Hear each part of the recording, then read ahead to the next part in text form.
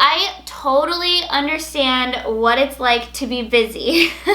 So my point is to actually be able to pull this thing off and plan your wedding without being a total hot mess express. You are going to need a routine.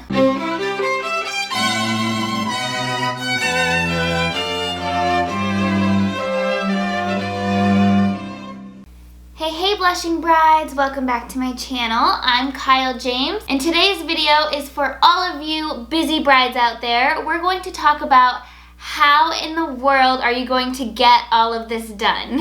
At one time, I was a financial analyst working 60 hours a week or more and running my wedding planning business on the side. At another point, I was running my planning business, running a social media agency, and planning my own wedding all at once. And now I am super pregnant, chasing around a toddler, and filming videos every single week to help you girls plan your own weddings. So I understand the feeling of being so freaking busy, but also trying to plan the perfect wedding as well. I've been doing it for a long time now, so I've come up with a few really good tips on how to get all of this done and still be a functional and happy human being. So here's my secret.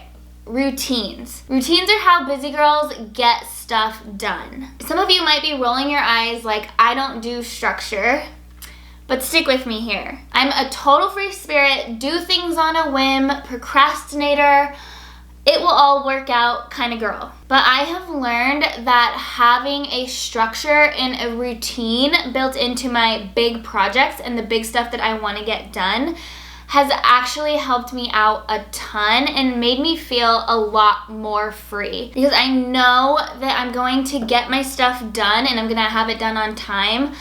So it's not like sitting there in the back of my mind stressing me out when I'm not working on it. So my point is, in order to get your wedding planned without being a total hot mess express, you are going to need some routine. Don't worry, I am about to lay it all out for you exactly how to do this. So let's talk about your wedding planning routine.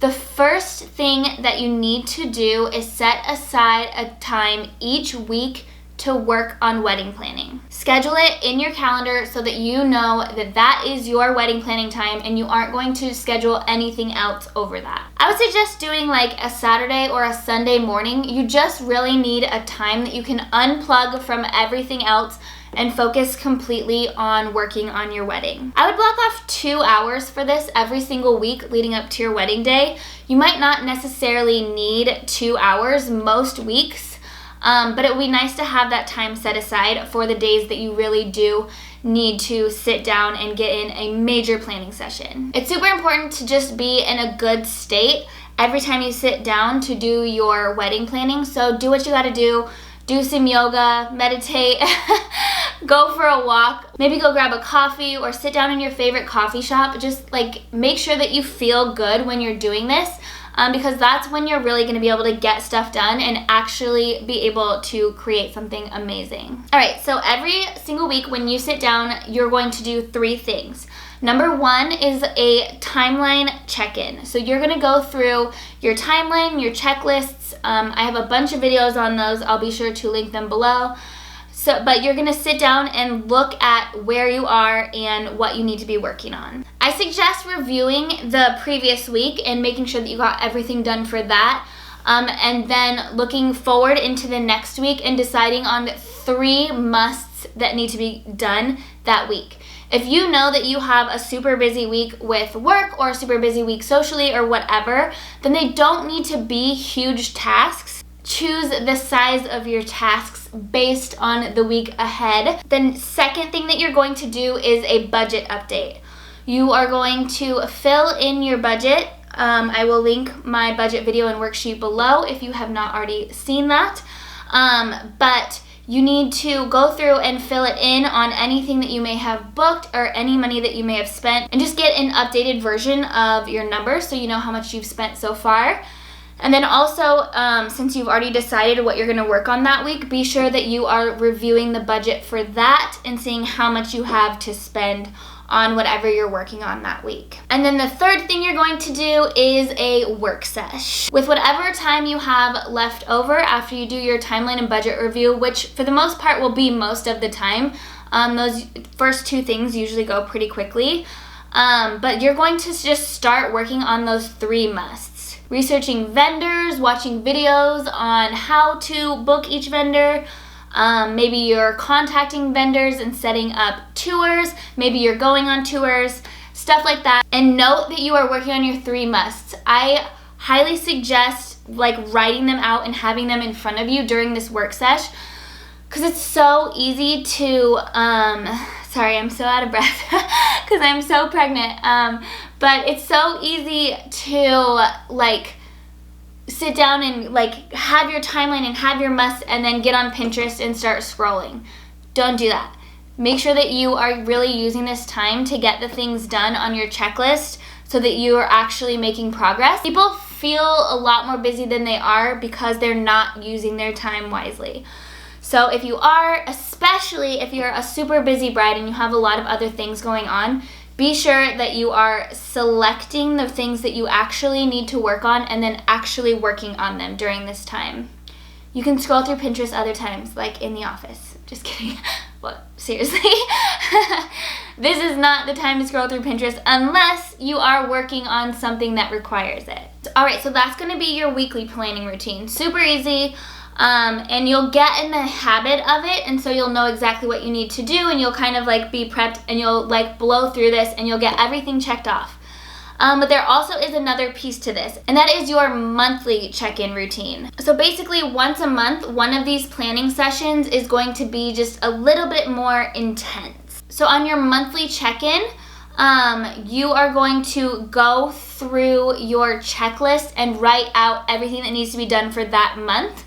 This will make it super easy to know what you need to be doing each week. You just have that small little list to choose from, and you know exactly what needs to be done. So you can even break it down by week if you want to write it all out.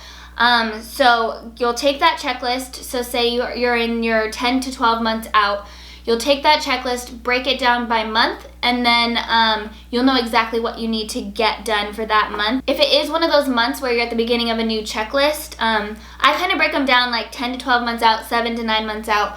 I'll link all those videos below, but if you are at the beginning of a new one, I would suggest breaking down that entire checklist between the 3 months so that you know that you're going to get it all done. Just taking the little extra time once a month to kind of divvy out this checklist will make your weekly planning sessions go by quicker and easier, and also will kind of give you peace of mind that you're getting it all done. You know what you have coming up and you know what you need to do. I would also suggest having your fiance involved at least on these monthly check-ins once a month so that you can discuss everything that's going on and you can divide up tasks between you and make sure that your partner knows what they need to be helping you with or what they need to be working on as well. If your partner is super busy or doesn't really want to be that involved in the planning process, just have them attend the first part of this meeting where you're going through your timeline and your budget just so that they know exactly what's going on, and you can fill them in on the major details that they need to know.